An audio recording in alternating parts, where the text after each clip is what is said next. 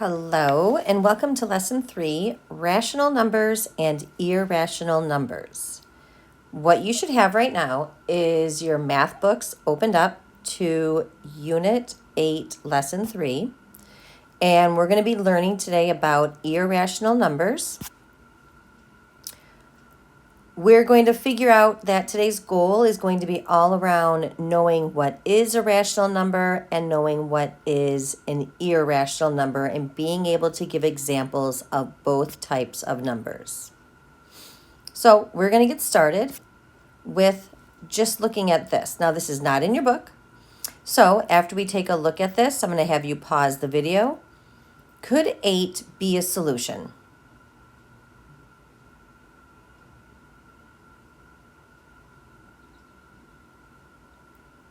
Could 8 squared equal 49? Your answers, of course, are going to be nope. 8 squared is 64. 8 squared can only have one outcome, and that is 64. We do know that 49 is a perfect square, so the solution for x can be 7 squared.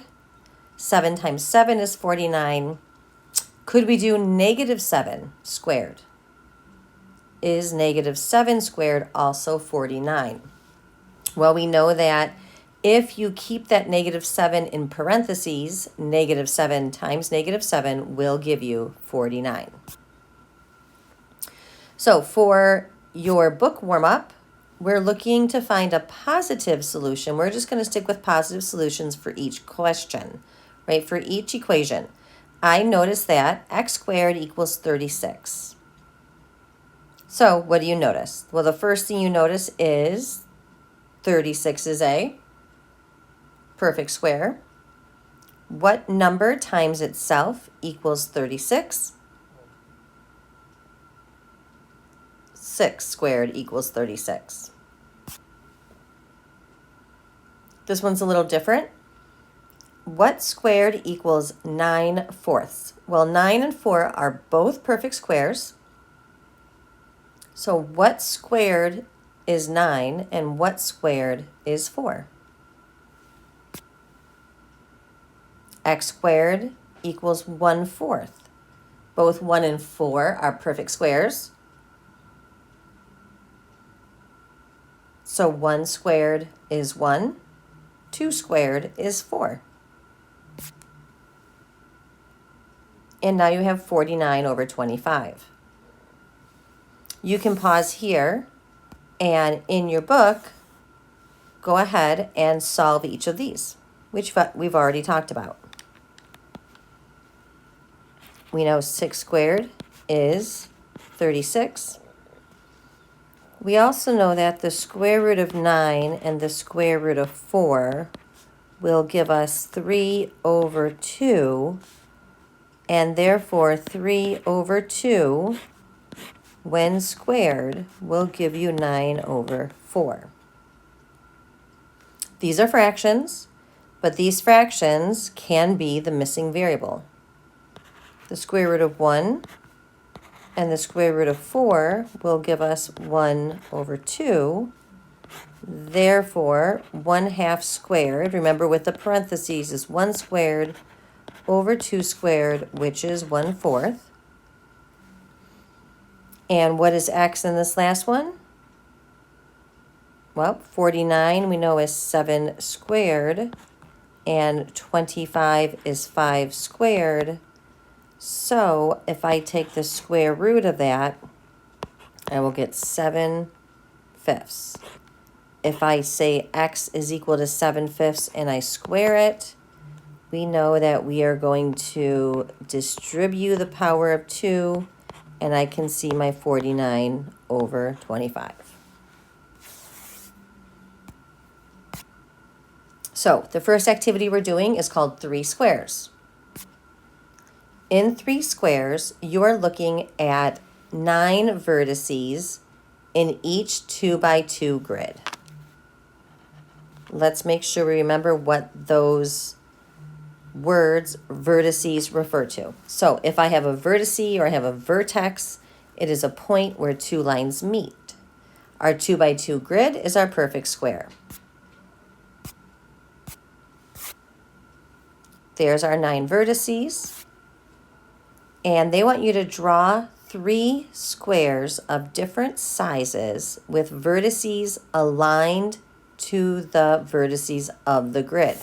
So you have to use those 3 points, or sorry, you have 9 points in order to create 3 different sized squares.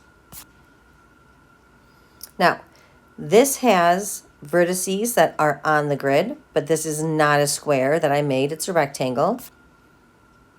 And here's another example of a square, but it's not using the vertices that are already on the grid. So that's not an example. These are 2 non-examples. So go ahead and work on this on your own.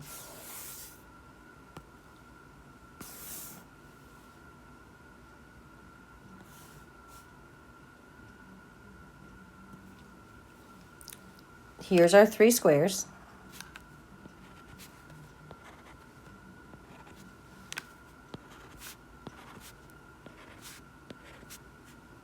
And I'm just highlighting the 4 vertices for each square. For each square, they want you to label the area. Okay. This has an area of 4 units squared. This is our 2 by 2. Here is our area. This is our 1 by 1, 1 unit squared. And in this last one, we can see there's a half in each of these 4 triangles. So I can see a half plus a half, 1 plus 1. So this has an area of 2. Okay, label the areas. We did that. Now they want you to label the side lengths. So I've already labeled these sides. The side equals 2. This side was equal to 1. But this side is not as easy to figure out because it's a diagonal. But what we do already know is that area equals sides squared.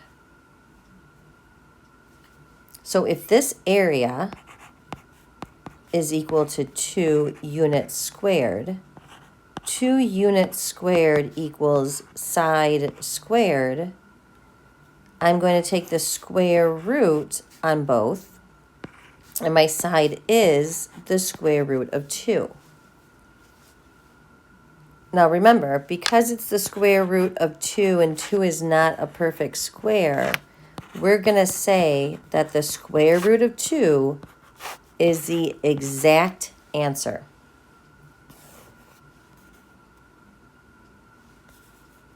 Write an equation that shows the relationship between the side lengths and the area, right? And we did that right there. So here we can see 2 times 2 equals 4 units squared. 1 times 1 equals 1 unit squared.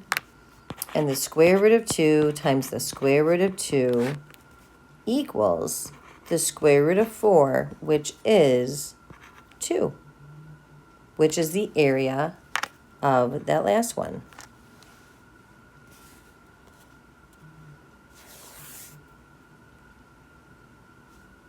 Hopefully you've had time to share your ideas on how the square root of 2 can be the side length. And remember that the square root of 2 cannot be written as a fraction. Therefore, we call the square root of 2 an irrational number. It is not able to make that ratio, and a ratio is a fraction.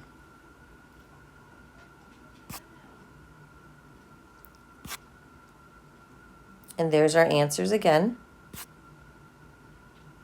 Now we're going to do activity 2, looking for a solution.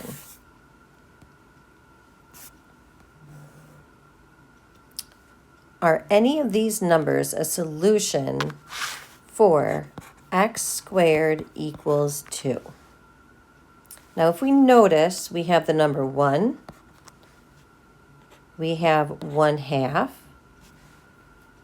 We have 3/2, which is the same as 1 1/2. We have 7/5, which is the same as 1 2/5. Are any of these numbers a solution for 2? Meaning 1 squared, does that equal 2? 1 squared is 1, and 1 does not equal 2. 1/2 squared, does that equal 2? 1 squared over 2 squared is 1/4, which does not equal 2. 3/2. Well, if I square 3/2, I'm going to get 9/4, which is 2 1/4, which does not equal 2. 7/5. If I square it, I'm going to get 49/25, which is equal to 1 24/25, which does not equal 2. If you notice, 1 does not equal 2. So they went to a smaller value, but 1/4 does not equal 2. So then they went to something larger than 1. So they did 1 1/2. Well, 1 1/2 equals 2 1/4. Does not equal 2, and now it's larger than 2. 7/5, which is 49/25, or almost 2, does not equal 2. So is there a solution for something squared to get you 2? None of these worked for x. Because none of them worked for x, then we have to conclude that the square root of 2 is not a rational number. And if something is not rational, we can say it is irrational. We know that not, ratio. Remember, a ratio is a number that can be written as a positive or negative fraction. And if we're looking at ratios, we know that a ratio has a numerator and a denominator, and you're comparing a part to a whole. So if this is irrational, it is not something that can be made into a fraction. The square root of 2 is not a whole number, cannot get you a fraction. It is an irrational number.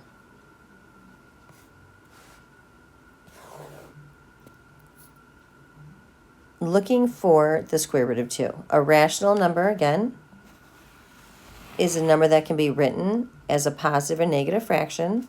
Find some more rational numbers that are close to the square root of 2. Well, we've done this yesterday when we talked about what's a perfect square less than 2. Well, that's the square root of 1, which is 1.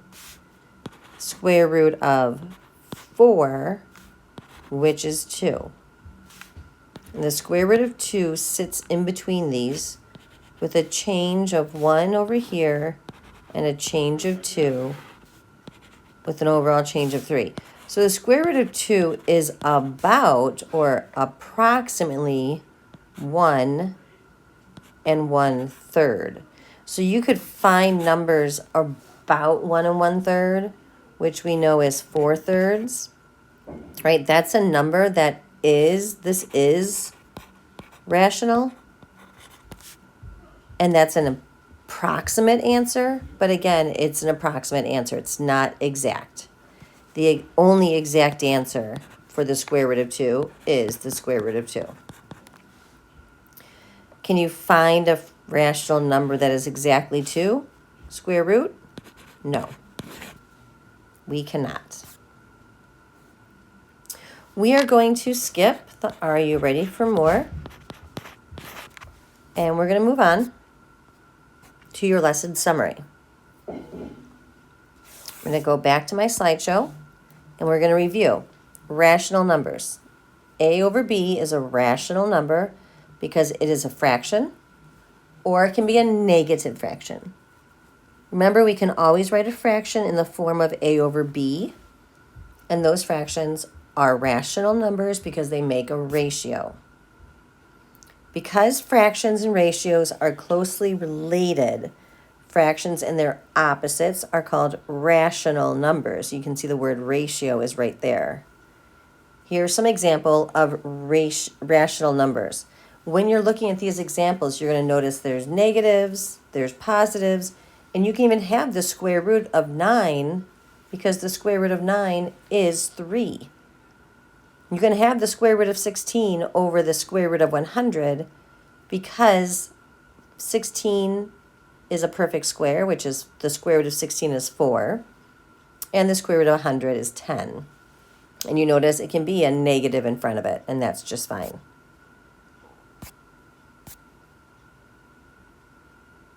Rational numbers, there's some examples again. You can have terminating decimals. Remember, if there's a repeating bar over a number, it's still rational because you can put it into fraction form.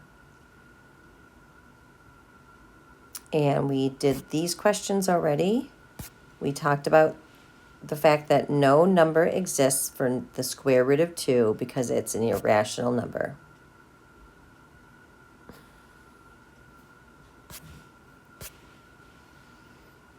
An irrational number is a number that is the opposite of a rational number. It is not a fraction. If we're looking at the square root of 2, we can see it's close to a rational number, but it goes on forever.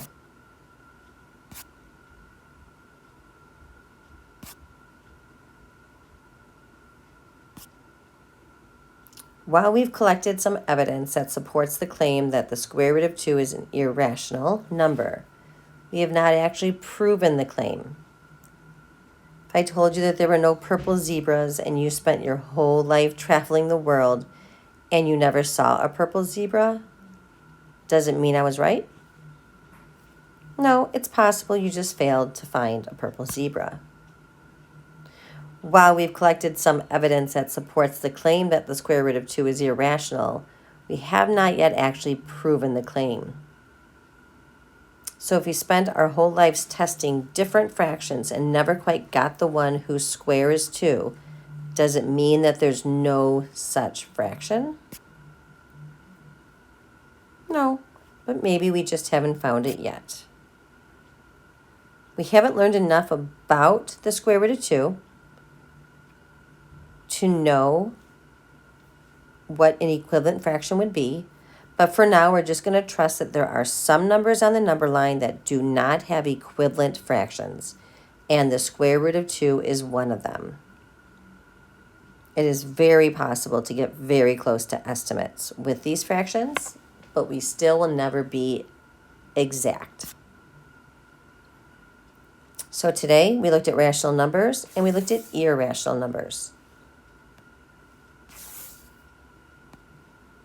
When you're looking at your lesson summary, we can see that we are able to now define a rational number as a number that can be put into a fraction form.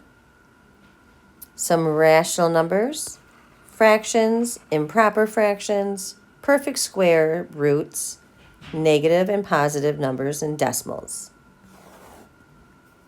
We also began to look at irrational numbers. An irrational number is a number that doesn't have rational meaning. It cannot be expressed as a fraction. For example, the square root of 2 is located on a number line just to the right of 7/5, but its location cannot be found by dividing. We cannot put it into fraction form. Some examples of irrational numbers are any number within the square root that's not a perfect square.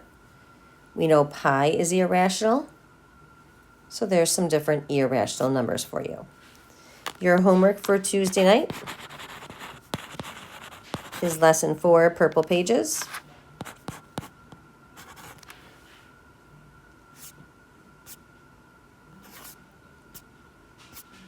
Three pages of homework, and our checkpoint A will be on Friday.